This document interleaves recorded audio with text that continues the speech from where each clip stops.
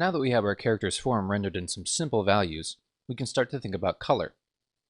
It may seem counterintuitive to start rendering your final character design before exploring and deciding on a final color scheme, but I wanted to remove any temptation to combine these steps or to jump ahead in the process.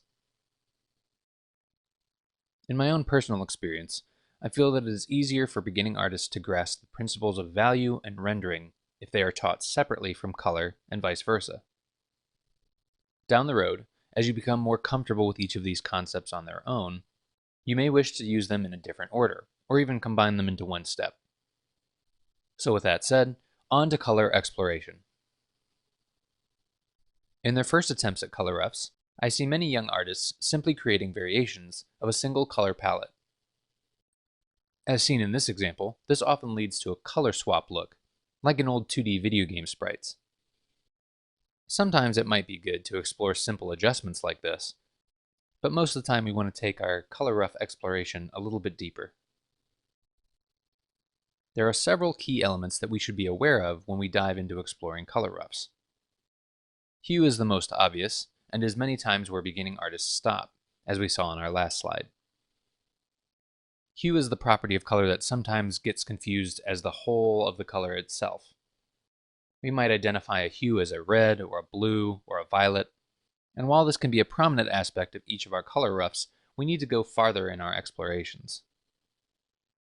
This involves experimenting in value, the lightness or darkness of a color, the pattern, the repeated shapes or color variations within an object, often seen in clothing, but could also be seen in skin, armor, and many other objects. And finally, material, the physical surface qualities and textures of an object we are attempting to emulate. Is the metal armor polished and shiny, or is it rusted and discolored? Is the skin soft and supple, or rough and covered in scars? All of these properties should be explored in some degree in your color rough process. These new color rough examples have taken into consideration all the different aspects of color. You can now see how much more visually interesting they are, but also how wide the range of color exploration could be. Now let's jump into doing some color roughs for our dwarf. The way we have set up the layers in our document allow us to experiment with color design very easily. Remember to think about all the aspects of color exploration we looked at earlier through this process. Let's begin. So we have our value layers all sitting underneath our line work layer, and all of them are clipped down to our base layer. I'm going to get rid of these little lighting doodles here. So for this next step, I'm going to turn off our value layers. Then I'm going to add a new layer just above our base layer. This is going to be our flat color layer.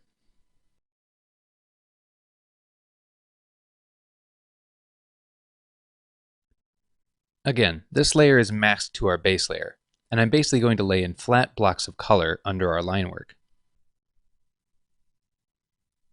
For this step, I want to use a hard brush with 100% opacity, so I get really solid areas of color.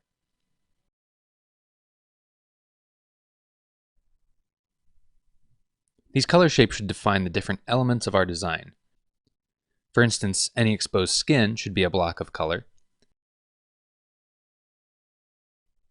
The tunic should be a different block of color. His hair and beard should be another block of color, and so on. Make sure these different sections are distinct and completely solid. We're going to use our magic wand tool again to select each section separately later. You may also want to go in and define subsections of certain elements, as I'm doing here by separating the trim of the tunic from the tunic itself. This will allow me to go back in later and alter each independently.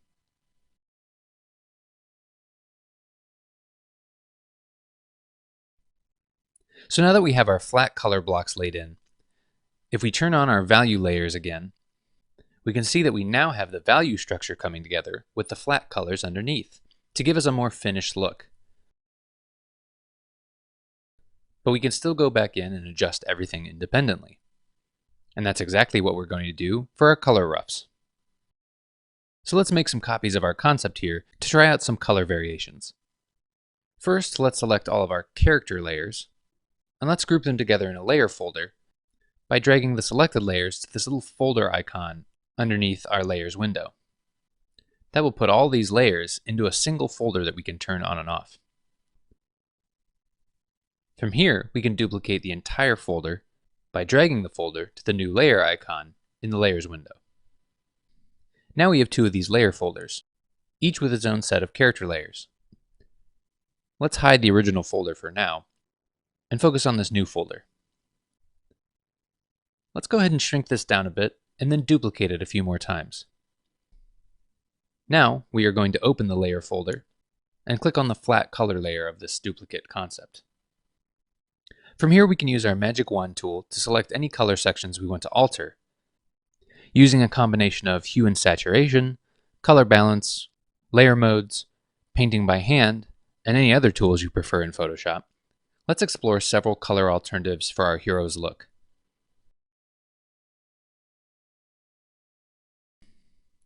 Remember to explore all the elements of color roughs that we talked about earlier: hue, value, pattern, and material. In some color roughs, you may only use a couple of these to find variations, but keep all of them in mind when you are working. If you start to feel a little stuck, or if all your color roughs are starting to feel too similar, take a look at those different aspects of color and see if you can use them to make your variations more distinct. And don't be afraid to go a little more extreme with your color ideas. Just like in your thumbnails, sometimes you find unexpected results that you like far more than your initial attempts.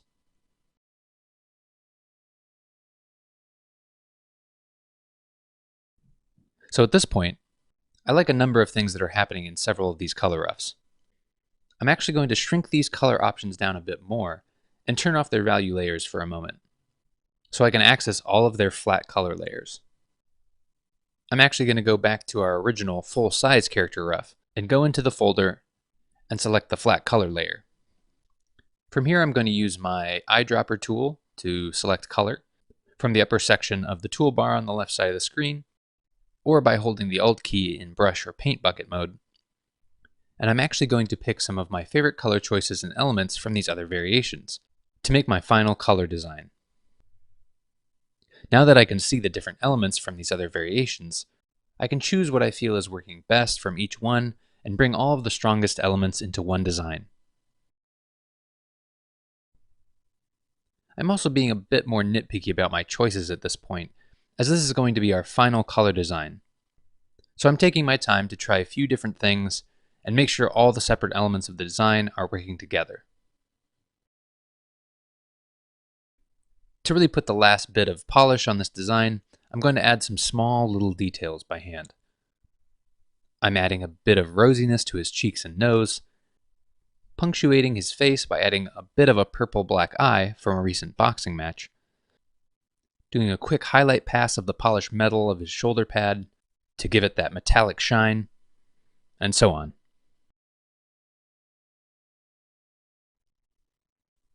So here we are, a sheet of color rough options and the final polished design of our dwarf hero. So at this point, we have covered character creation from our initial research to the final polished concept. We now have a full design process which we can use for any kind of character in any genre, style, or archetype.